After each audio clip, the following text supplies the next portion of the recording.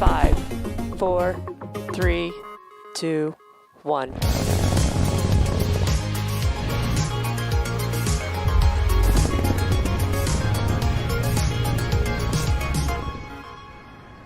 Good afternoon. It's Wednesday, June 30th, and we're here at SpaceX's headquarters in Hawthorne, California. You're looking at a live view of Falcon 9 as it awaits its 3:31 p.m. Eastern Time launch from Space Launch Complex 40 at Cape Canaveral Space Force Station in Florida. My name is Andy Tran. I'm a production supervisor here at SpaceX. Welcome to the webcast for SpaceX's Transporter 2 mission. It's our second dedicated smallsat rideshare program launch and second launch, or 20th launch of 2021. For those of you who joined us yesterday, you know that we got all the way down to T-minus 11 seconds, but had to stand down from our launch attempt due to rotary aircraft entering the keep-out zone. We are expecting the airways to stay clear today and looking forward to having Falcon 9 deliver the 85 spacecraft and 3 Starlink satellites on board to orbit. Now this includes CubeSats, microsats, and orbital transfer vehicles, sometimes called space tugs, which will deploy their spacecraft after separating from Falcon 9. Today's launch is SpaceX's second polar orbit launch from the East Coast, and only the second polar trajectory since the late 1960s flown out of Cape Canaveral. A polar orbit is one in which satellites pass above the North and South poles as opposed to the equator. SpaceX has worked closely with the Air Force and the FAA to create a trajectory that meets the necessary safety requirements for flight. So far, everything's looking like a great day for a rocket launch at the Cape, and with liftoff in just under 10 minutes, let's take a closer look at Falcon 9. The 2-stage vehicle is standing about 229 feet tall, or slightly taller than a 21-story building. It's named after the Millennium Falcon from Star Wars, and the number 9 indicates the number of Merlin 1D engines on the first stage. Today's mission is the 8th flight for this particular booster. That bottom 2/3 of the vehicle is the first stage. Its objective is to accelerate the vehicle through the Earth's atmosphere to space and then separate from the rest of the rocket. From there, it will make its way back to Earth and target a landing on land this afternoon on Landing Zone 1, which is the pad that you see on screen right now.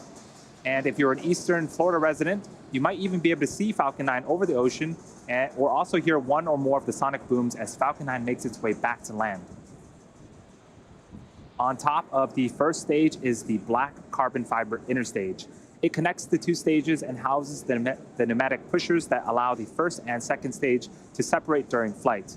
And then on top of the inner stage is the Falcon 9 second stage, which takes the payload to its eventual destination in orbit. After the first stage separates about 2.5 minutes into flight, the second stage will then carry the 88 spacecraft to orbit. Similar to the first transporter mission, we'll be flying a fuel dome payload tray, which is essentially a small platform mounted on the back end of the second stage fuel dome that will release a handful of spacecraft today. This is worth mentioning as we expect this tray to obstruct one of our 2 MVAC views during flight. At the top of the rocket, you'll notice a large nose cone. This is called the fairing. Encapsulated inside the fairing are all 88 satellites, protecting them until the vehicle is outside of the Earth's atmosphere, at which point the fairing separates to expose the satellites to space. For today's mission, our fairing is making its 3rd flight, and we're also going to be attempting to recover the fairing halves from the water following landing with our chartered recovery vessel, HOS Briarwood. The chief engineer held a technical poll at T-minus 60 minutes, and the launch director held a propellant load and launch go-no-go poll at T-minus 38 minutes. Since the T-minus 35-minute mark, Falcon 9 has been loading propellants.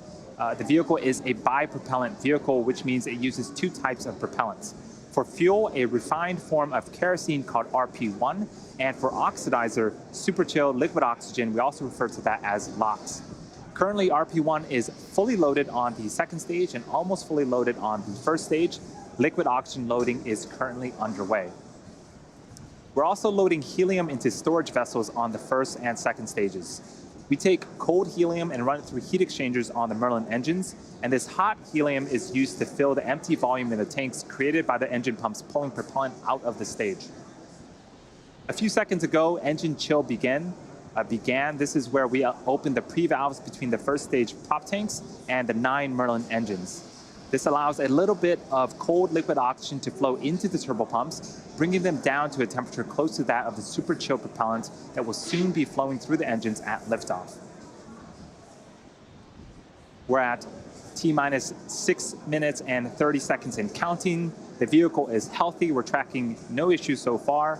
The range is standing by to support, and the weather is green for today's liftoff. All systems continue to be go for an on-time liftoff at 3:31 p.m. Eastern Time. Stage 1 RP1 load is complete.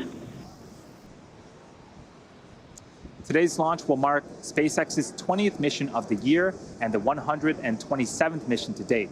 Of the 9 missions flown so far this year, 18 were on reuse booster, and will be the 8th flight for this booster flying on today's mission. Now, if you look at all of the Falcon 9 missions SpaceX has flown to date, half have been flown on flight-proven boosters. Reusability allows SpaceX to fly the most expensive parts of the rocket, which in turn drives down the cost of space access. It also allows us to increase our launch cadence and provide more flight opportunities for our customers like those on board today's mission. In fact, last year, we launched more than any other launch provider in the world. If you've been keeping track, you know our first transporter mission launched a record-breaking 143 spacecraft. And while there are fewer customer spacecrafts on board today's compared to Transporter 1, we're actually launching more mass to orbit on this mission than the previous one. SpaceX is targeting 3 dedicated rideshare flights to sun-synchronous orbits per year, and we also offer opportunities for a ride to orbit on our Starlink missions, which launch every couple of weeks. Small satellites can ride to space on SpaceX's Falcon 9, Falcon Heavy, as well as Starship in the not-too-distant future. We are under 5 minutes from liftoff. Falcon 9 is now moving into the final stages of the countdown. In a few moments here, the strongback will begin to open up its clamp arms, and once open, it will begin to retract away from the rocket to its pre-launch position, about 2 degrees away from the vehicle. And as Falcon 9 lifts off, hydraulic arms will continue to pull the strongback further away to provide clearance for liftoff. So there was the call out for the clamp arms to start opening up. They are situated right at the bottom of the fairing there.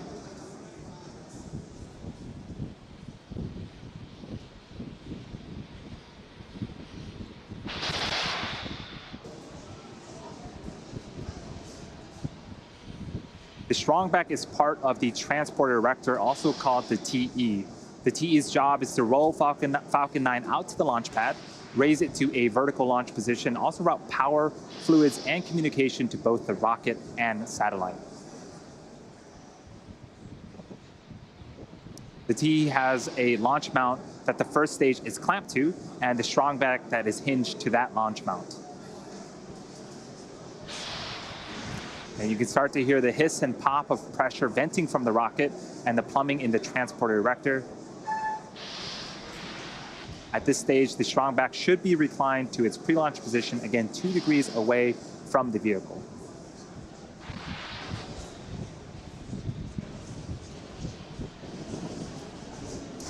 We are just over 3 minutes until liftoff. The vehicle remains in good health. The first and second stages are almost fully fueled.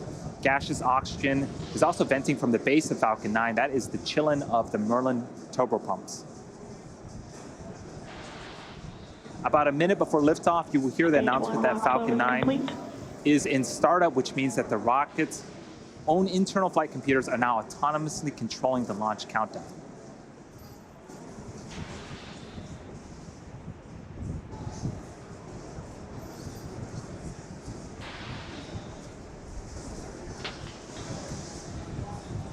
This is a great shot of the fairing, and inside that fairing again are the 88 spacecraft as part of the Transporter 2 mission.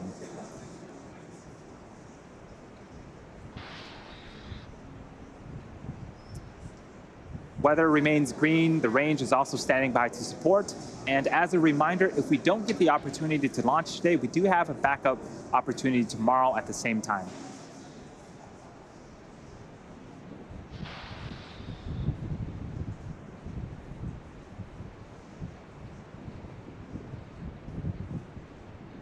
Stage 2 lock load is complete. And there was the call up for second stage LOX loading complete. That is the last of propellant loading. Falcon 9 is now fully fueled, and ready for liftoff in about 1 minute and 40 seconds.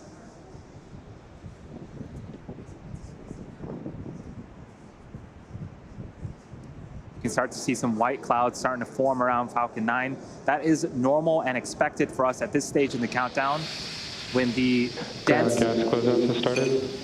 dense cold liquid oxygen meets the warmer ambient air of Florida, it begins to condense and form the white clouds that you see on screen.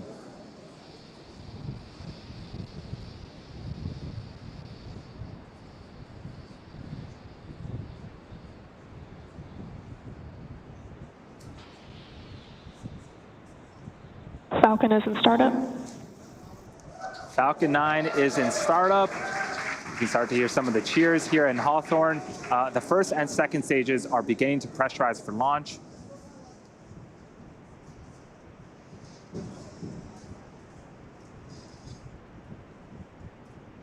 Falcon 9, Transporter 2, LD is go for launch. That was the launch director giving the final go for launch. We are T-minus 30 seconds from liftoff. Let's tune into terminal count and watch as the Transporter 2 mission begins.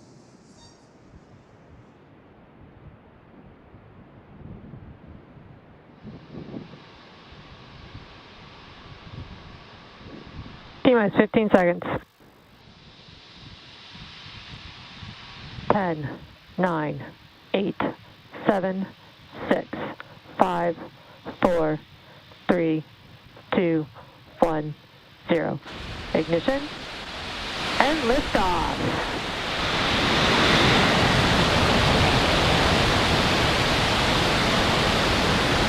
Vehicles pitching downrange.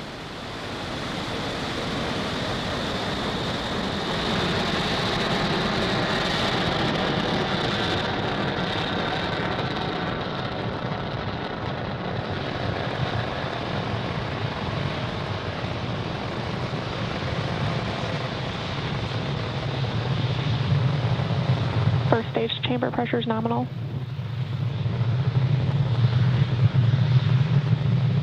We are T-plus 42 seconds into flight. Falcon 9 has cleared its tower, and we're currently throttling down in preparation for max Q. That should be coming up in about 20 seconds. Max Q is where the vehicle will experience the highest amount of aerodynamic pressures. Falcon 9 is supersonic.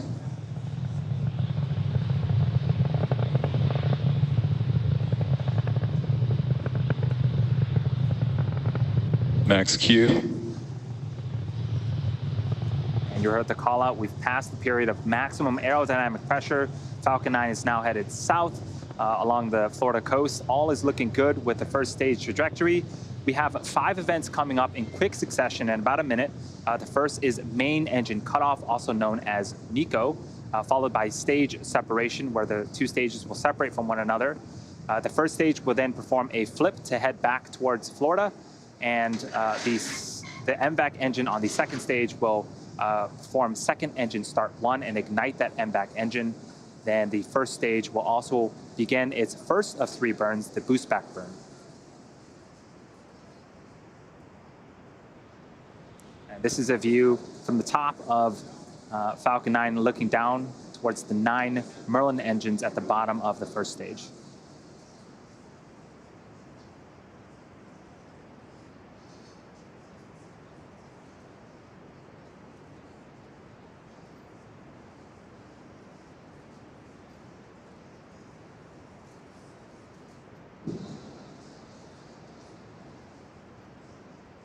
Stage separation confirmed.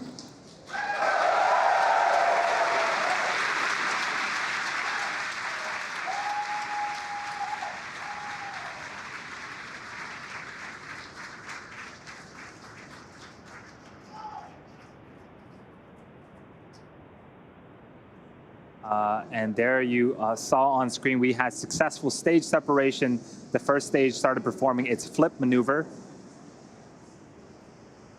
And the boost back burn should be ending in about 25 seconds.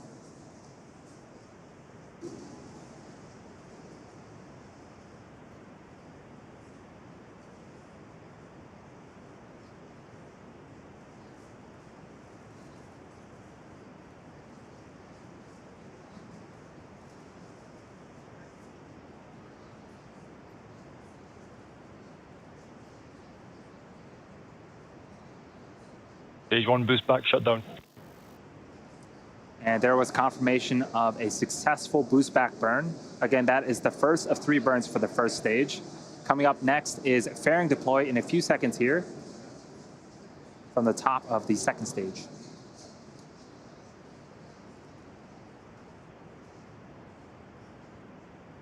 Fairing separation confirmed.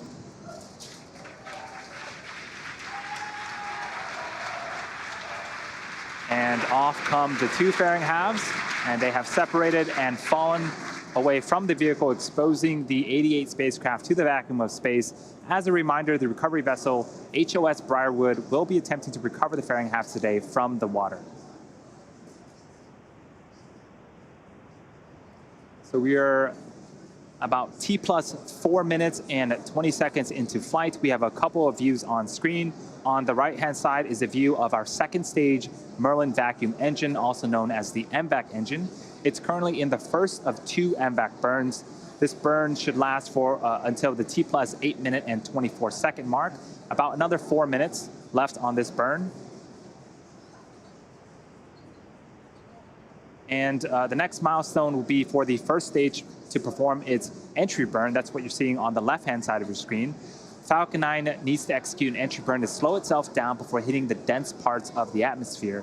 And without this burn, relying on the atmosphere alone to slow Falcon 9 down would put unnecessary strain on the rocket. Vehicle is on a nominal trajectory. The call out for a nominal trajectory. Everything's looking great so far on the Transporter 2 mission.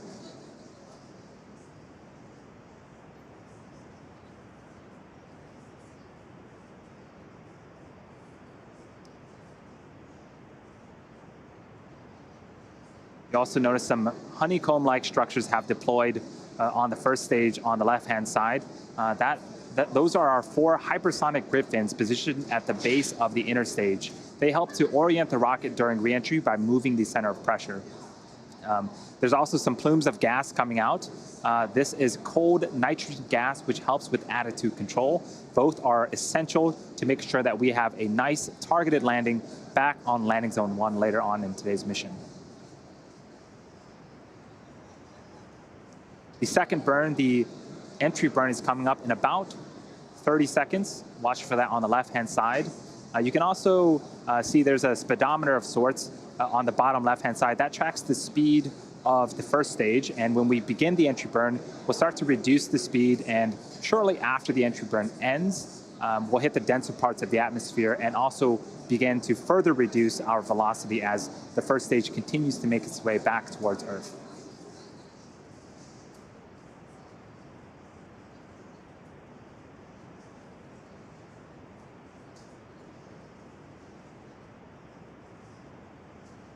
Stage 2 FTS is saved.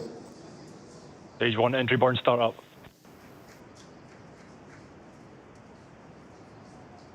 There's the call out, and you can see on screen 3 Merlin engines have relit and are currently slowing down the first stage. This burn is expected to last for another 15 seconds or so. Vehicle on a nominal trajectory. Stage 1 entry burn shut down. And successful completion of our second of 3 burns. As I mentioned earlier, we are going to be attempting to recover the booster for an 8th time back on land at landing zone 1. The first stage has 1 more burn left, the landing burn. It begins just before we touch down and provides the booster with a soft descent before we land. At the same time Falcon lands, we are expecting Sequel 1 of our second stage. That's second engine cutoff. And shortly after that, we'll be entering a coast phase. And you can see the Florida coast and landing zone 1 are approaching on the left-hand side of the screen as this booster makes its attempt to land for an 8th time. This is a great shot of the first stage coming down with its landing burn. Stage 2 internal guidance.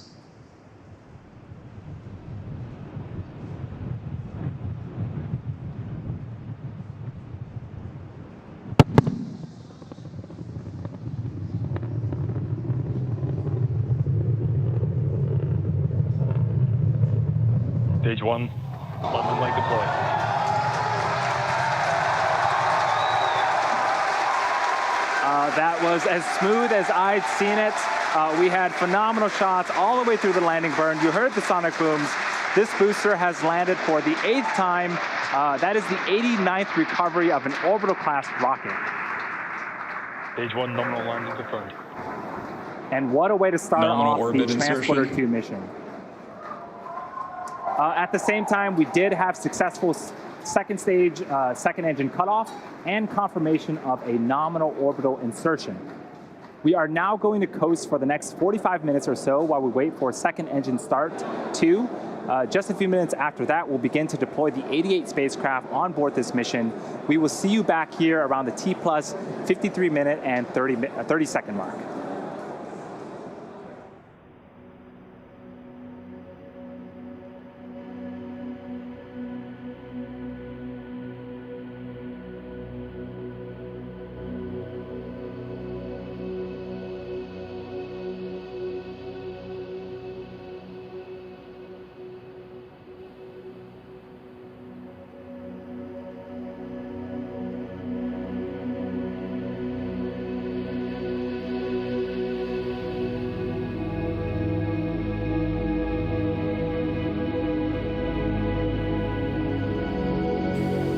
Expected loss of signal, Cape.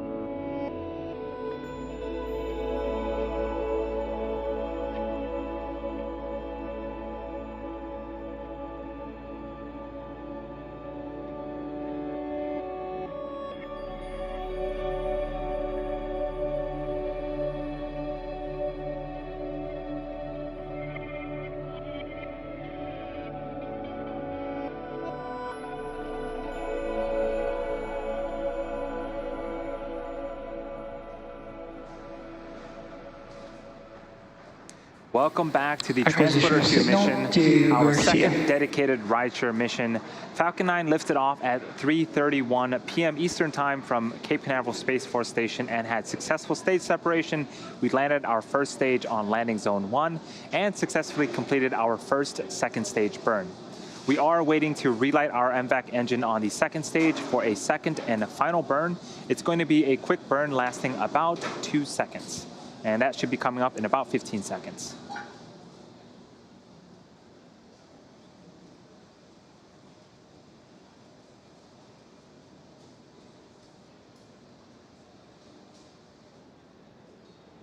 MVAC engine chill underway.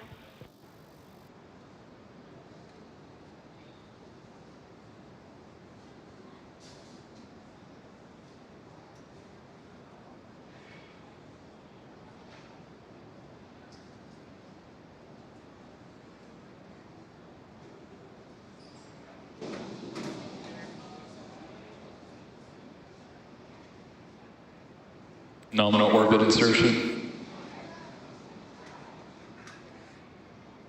So we did have successful second engine start for the second time and successful second engine cutoff, and you just heard the call out for a nominal orbital insertion. So the second stage is going to coast for a few minutes before we start to deploy our satellites. And as I mentioned, this is our second dedicated rideshare mission. Our goal with these rideshare flights is to provide small satellite operators with competitive pricing, increased flight opportunities, and flexibility. These dedicated rideshare flights to sun-synchronous orbits will occur about 3 times a year, providing regular access to orbit. In addition, we also offer opportunities for ride to orbit on our Starlink missions, which launch every couple of weeks. We've launched 4 Starlink missions that include rideshare spacecrafts as well, and we're hoping to launch much more in the future.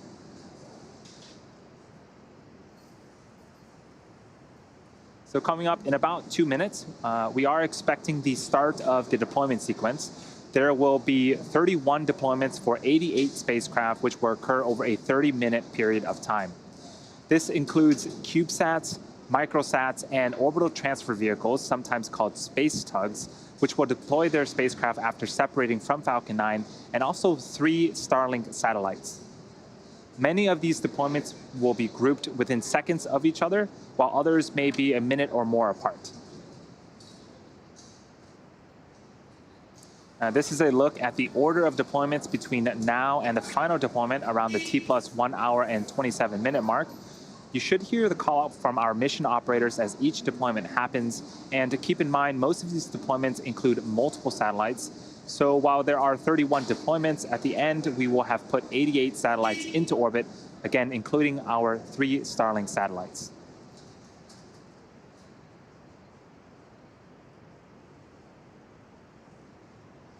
We are about a minute away. This is a view of our second stage. And back to the animation. Several of the customers on board this mission have multi-launch agreements with SpaceX. So some of the names might sound familiar to those of you who have tuned in for previous rideshare missions. It's also worth noting that we will lose access to ground station coverage for a short period during the 30-minute window, 30-minute deployment sequence. When we reach that point, we'll let you know. And here's the view of the second stage MVAC engine. Similar to the first transporter mission, we'll be flying a fuel dome payload tray, which is essentially a small platform mounted on the back end of the second stage fuel dome that will release a handful of payloads. And as you may have already noticed, one of our 2 MVAC views is obstructed because of that fuel dome payload tray. Acquisition of signal, Bangalore. So we are expecting the first batch of deployments to begin in a few seconds here.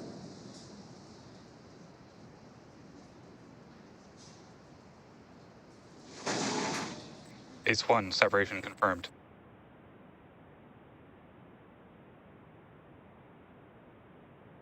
NewSat 19, separation confirmed.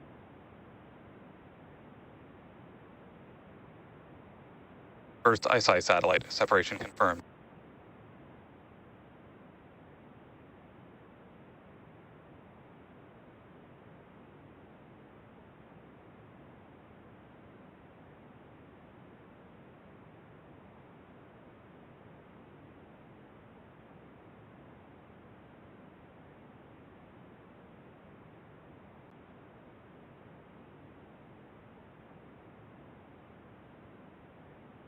Tropics Pathfinder, separation confirmed. Gnomes 2, separation confirmed.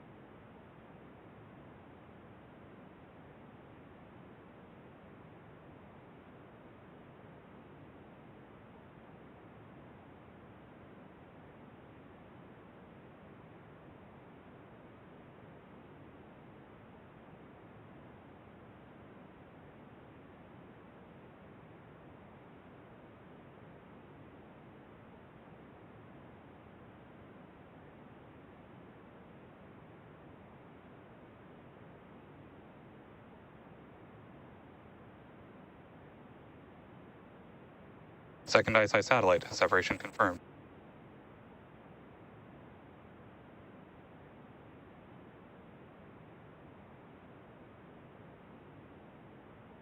TIVAC 0211, separation confirmed.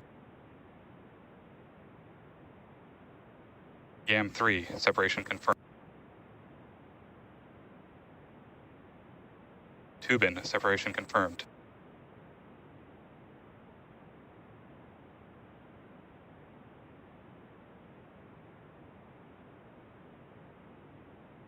Umbrasar, separation confirmed.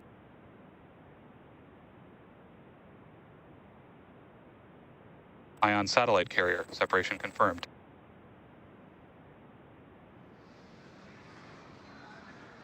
So we saw a couple of satellites, and we got confirmation for the NASA's PACE-1, Satellogic's NewSat-19, the first ICE-I satellite from an exoport, NASA's Tropics Pathfinder, Planet IQ's GNOMES-2, the second ICE-I satellite from an exoport, TIVAC 0211, Loft Orbital's YAM-3 from an exoport, and TU Berlin's Tubin from an exoport, the Umbrar SAR, and D-Orbit's Ion satellite carrier.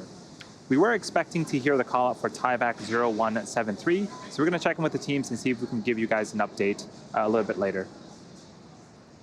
Coming up, we have another batch of 5. These are going to be for the Space Development Agency General Atomics Peritons Lynx 2, Satellogic's NewSat 20 and 21, Capella SAR satellite, and the third ICE-I satellite from an exoport.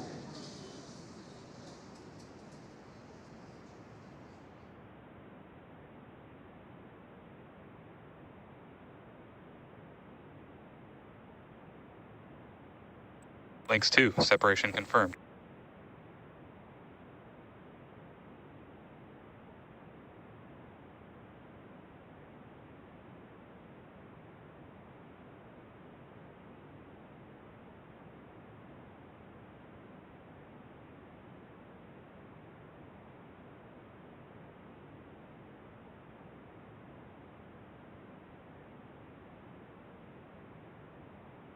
NewSat 20, separation confirmed.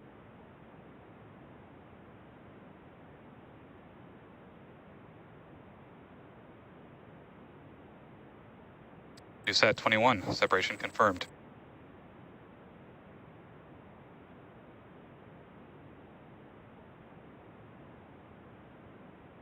Capella SAR satellite, separation confirmed.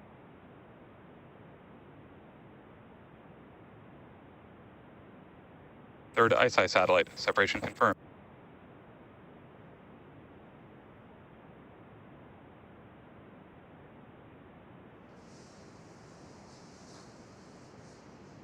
So we got confirmation for... Expected loss of signal, Diego Garcia.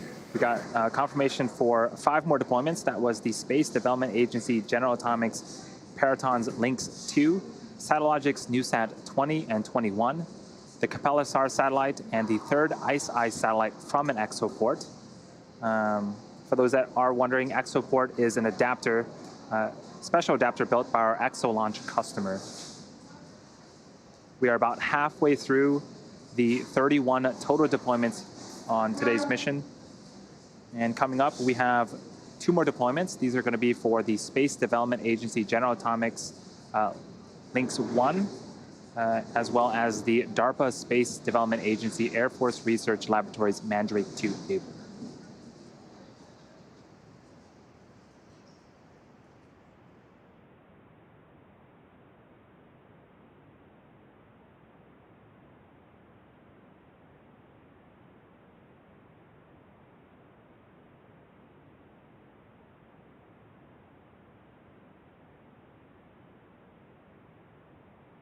Lynx 1, separation confirmed.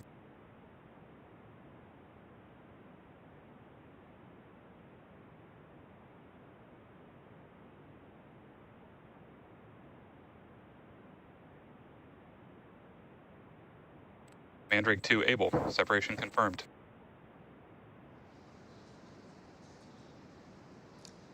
We got confirmation for Space Development Agency General Atomics Paraton's Lynx 1 deployment, as well as the DARPA Space Development Agency Air Force Research Laboratories Mandrake 2 Able. And coming up in less than a minute, we are expecting the next deployment. It's going to be the 4th ICE-I satellite from an exoport.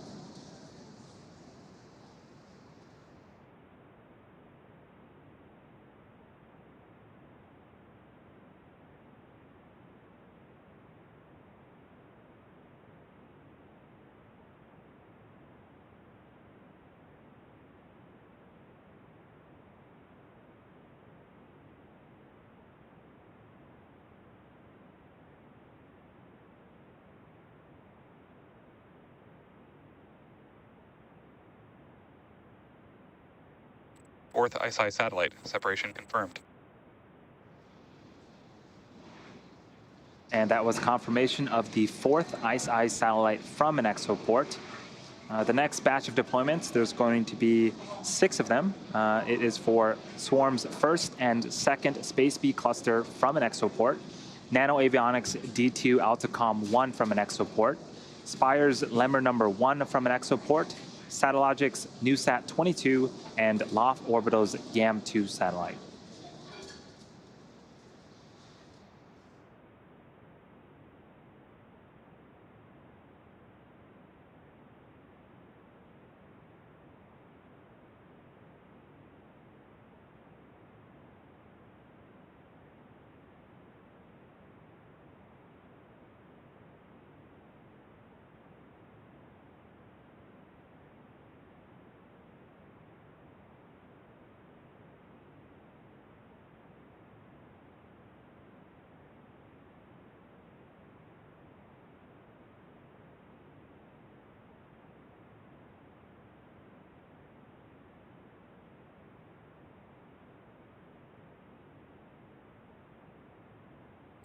First Space B cluster, separation confirmed.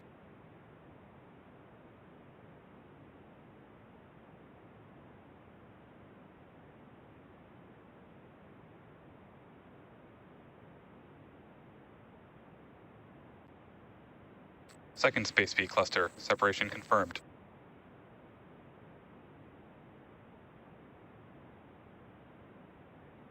D2 Atlacom 1, separation confirmed.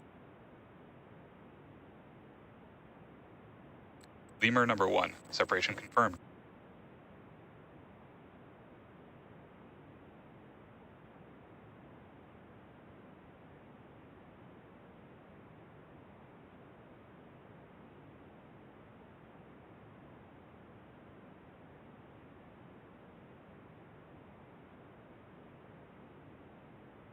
NewSat 22, separation confirmed.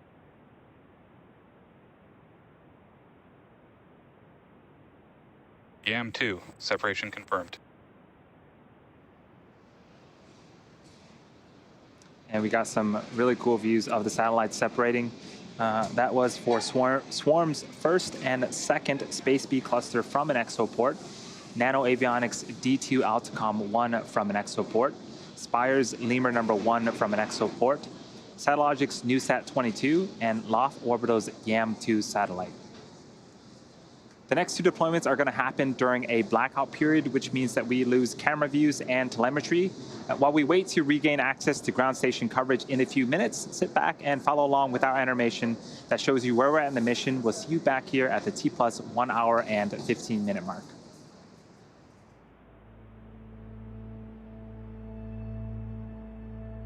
Expected loss of signal, Bangalore.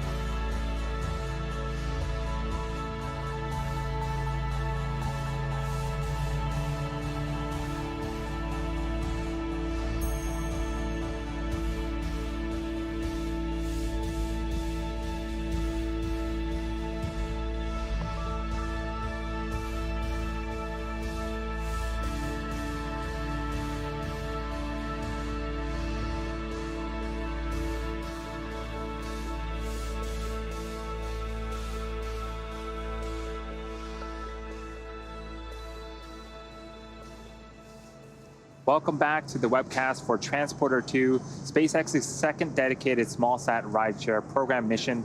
On board this mission are 88 spacecraft, including 3 Starlink satellites. We are currently waiting to hear callouts for 2 deployments which occurred during a blackout period with no access to ground station coverage. So those 2 are Spire's Lemur number 2 from an exoport and DARPA Space Development Agency Air Force Research Laboratories Mandrake 2 Baker.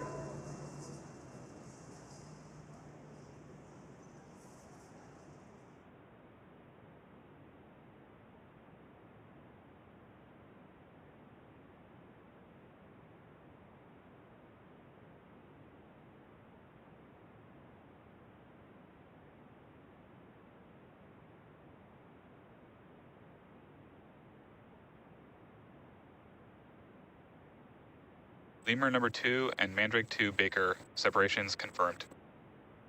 Acquisition of signals, Svalbard. And there was the confirmation for Spire's Lemur number 2 from an exoport, the DARPA Space Development Agency Air Force Research Laboratories Mandrake 2 Baker satellites. Coming up, the next 2 deployments will happen a few minutes from now. Those will be for Spaceflight Incorporated's Sherpa FX2 and the LTE-1 satellites. And we're going to leave you with a short animation and sit back and follow along, and we'll see you back here once we hear those callouts.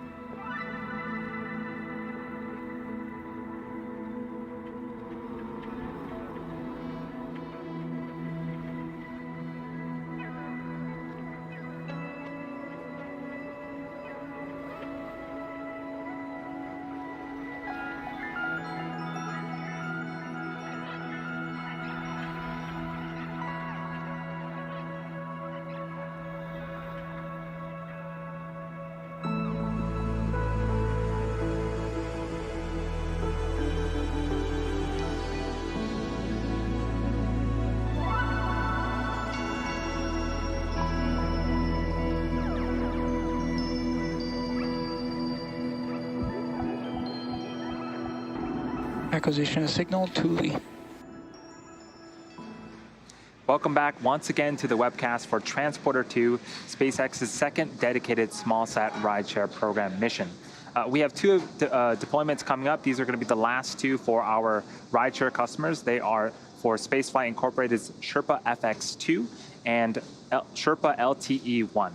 And that should be coming up in about 20 seconds.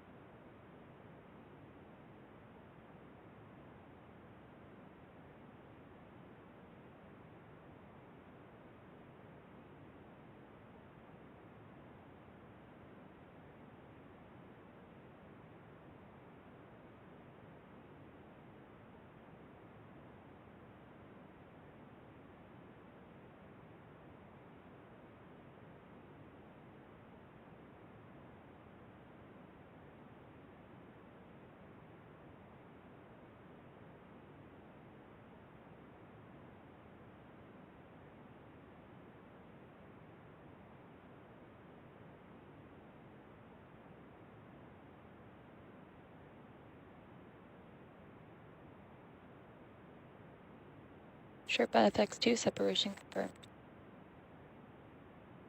Sherpa LTE-1 separation confirmed.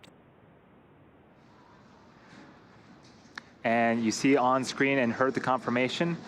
We got confirmation of Spaceflight Incorporated's Sherpa FX2 and Sherpa LTE-1 deployment. Now, these are the last of our rideshare deployments for today, but we're not done. We have 3 Starlink satellites to deploy as well. That's going to be coming up in a few minutes here, so sit back. We're going to take a quick break, and we'll see you back here at the T plus 1 hour and 27-minute mark.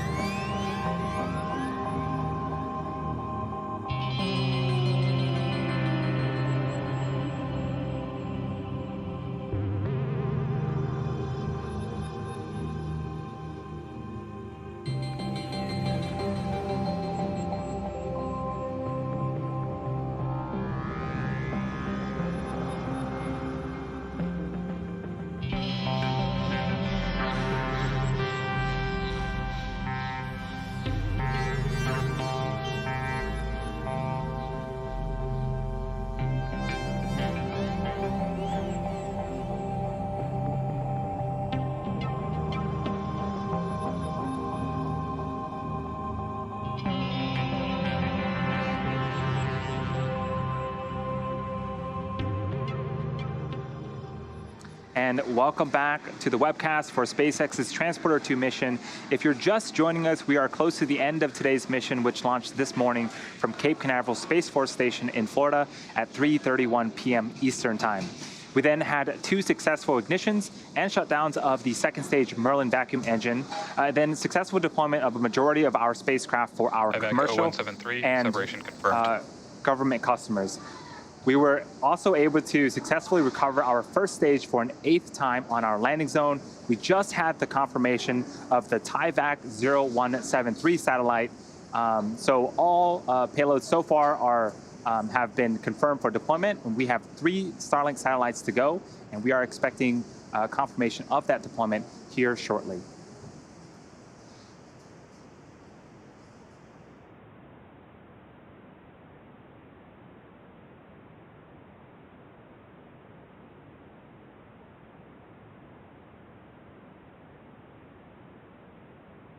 Expected loss of signals, forward.